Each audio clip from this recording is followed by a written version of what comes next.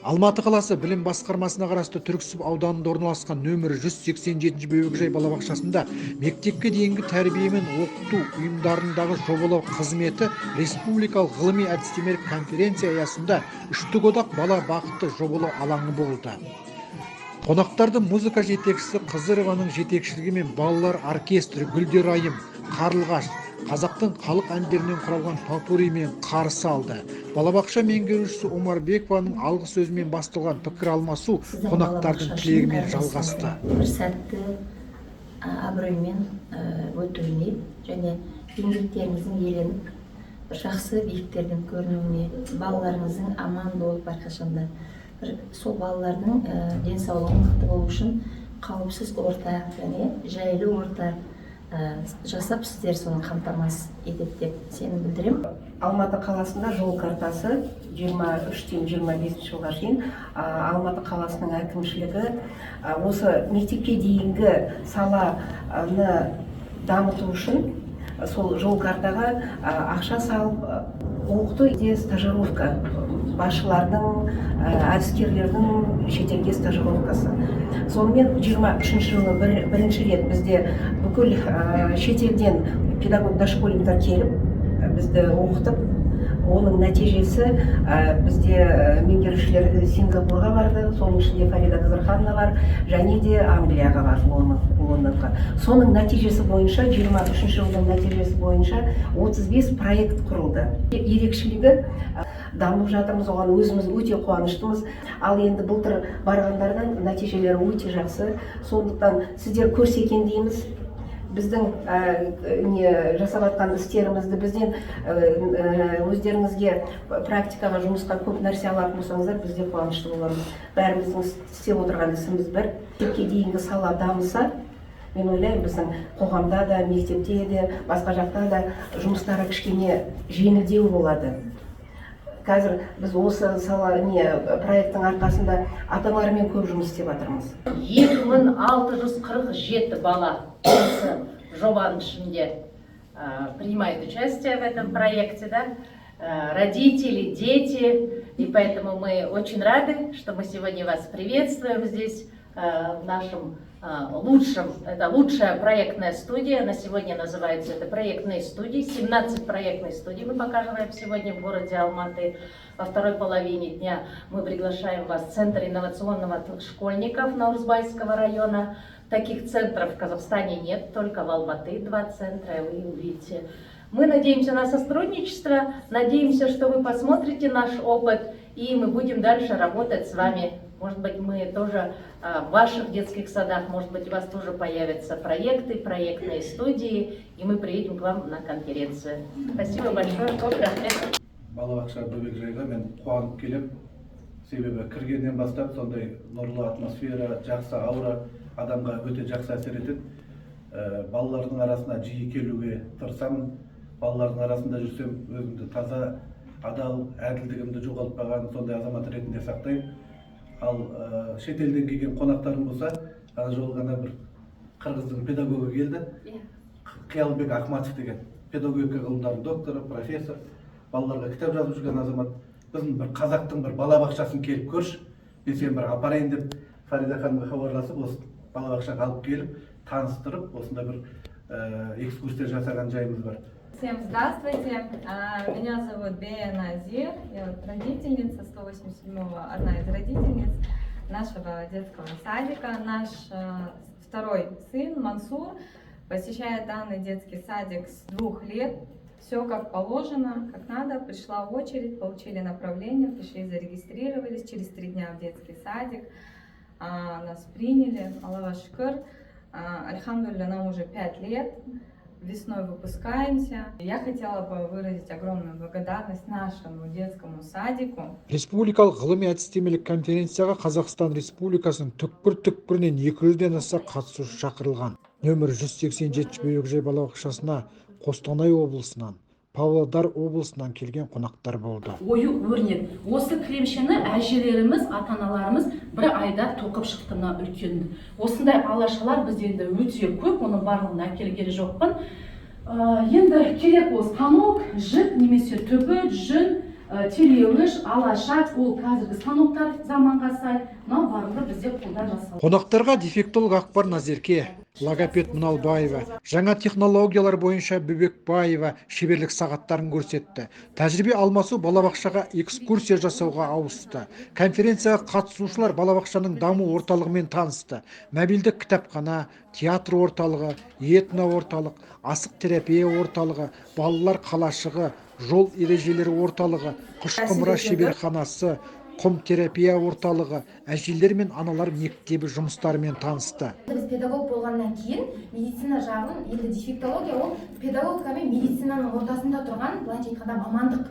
Біз себебі осы дефектологияға, логопедияға келу барысында біз медициналық жағынан, яғни барлық баланың іште жатқан кезіндегі пайда болатын ауру түрлерін, ауытқу түрлерін барлығын оқып шықтық. Балада қандай жаңағыдай вакцинаны салғанда, вирусты салған кезде немесе іште паразиттер осындай деңгейге мөлшерге көтерілгенде балада ауытқулар пайда болады деген секілді осылай медициналық жағынан да біз білім алдық. Нейрогимнастикалық жаттығулар. Нейрогимнастикалық жаттығуда біз балаларға осы екі үлкен асықты береміз. Боялғаны бар, немесе жай асықты береміз.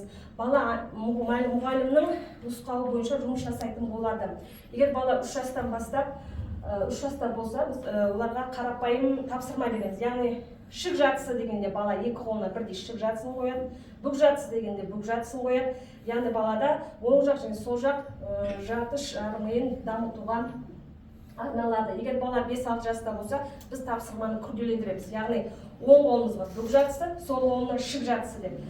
Тәйкі оң қолына, сол қолына алшы деген сияқты балаларға яғни кішкене күрделендіреміз. Бұл баланың кеңістікті бағдарлауына өз септігін тигізеді. Келесі тапсырма бізде осы асықтың жатысына байланысты балаларға жалпы дене моторикасында да пайдаланатын боламыз. Себебі логопедтерге бұл да өте тиімді әдіс. Бұл мысалы бала шік жатысында, осындай жатыстар жатады, тек қана жатпайды, ол бала қимылдайды. Яғни оң қырмен жатса сол аяғын көтеріп, бірнеше рет көтереді, сол қырмен жатса оң аяғын көтереді деген сияқты. Мысалы соңғы жатысында да ондай жаттығуларды жасап, бала іс қимылын дамытады. Ең қызықтысы осы Куйбер платформасы. Бұл жерде балаларға арналған интерактивті бояу кітаптары мен парақтар арқылы 3D суреттерді. Мына жақта көбелектер ұшып жүр. Мынада бар ғой программа. Осы программа. Егер мынаны бассаңыз, көбелектің өзінің түсіне енеді. Уже қолдарының икемділігі көрінеді, уже моторика. Жоқ, оғылым қазір топта. Қызым менікі, екінші балам қазір топта. Осы керемет, қуаныштымыз. Осындай бізде үйірмелер ашылып жатқандарына. Балаларым өте с удовольствием келеді. Үй жануар видеомыз. Ал әтеш қандай жануар бізде? Үй жануар. Әтеш қалай дыбыстайды? Көрсетші. Кукарику, кукарику. Кукарику дейді, дұрыс айтасың. Қызым осы балабақшаның белсенді тәрбиеленушілерінің бірі, тәрбиешілердің арқасында балапан программасына шықтық, ұлттық арнаға осы асық ұлттық құндылықтар бойынша жұмыс жасап бағдарламаларға түстік. Балабақша ұжымына, меңгерушіге, тәрбиешілерімізге көп алғысымызды айтамыз. Өзіңіз сияқты ата-аналарға не айтасыз?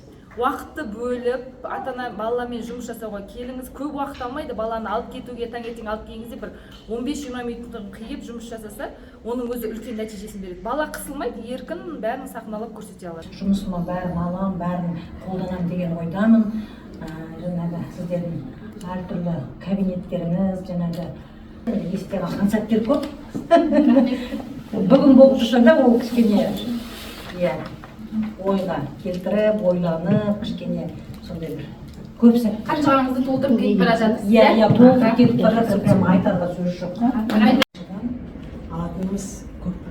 Мен әлемнің балабақшаларына барып көріп жүрмін, бірақ дегенмен де әр балабақшаның өзінің бір несі бар, ерекшелігі болады. Сондықтан да бұл балабақшаның жаңалығымен, жастардың көбімен мен өзім өте қуанып тұрмын.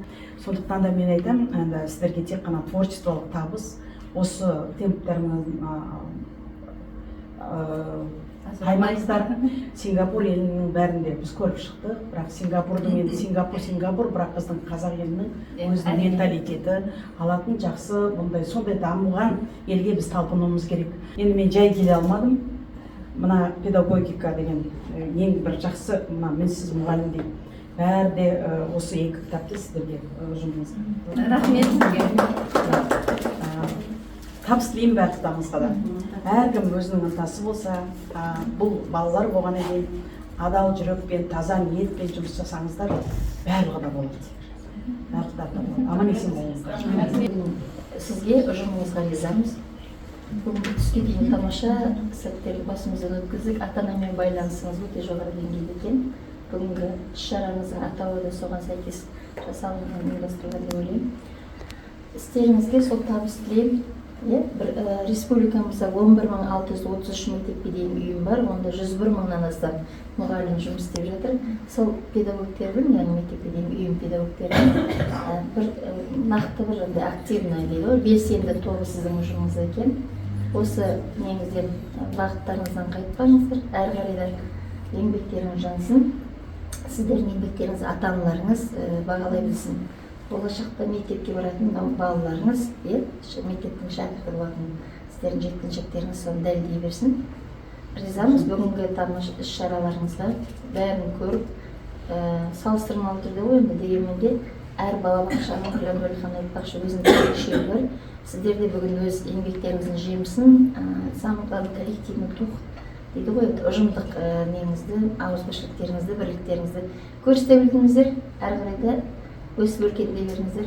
Еңбегі мен білімін көмектерге арнаған, тәрбиеші ұстаздар қанаттары талмаған, қазақ ұлы тұлғасы есімімен аталған, ұрпақ үшін дәріден биіктерге самғаған. Нөмірі 18-ші балабақшасының музыка жетекшісі Дәулетиярова Құралайдың авторлығымен шыққан балабақша ұстаздарының гимнін нөмірі 187-ші Бөбекжай балабақшасының педагогтары хормен орындады.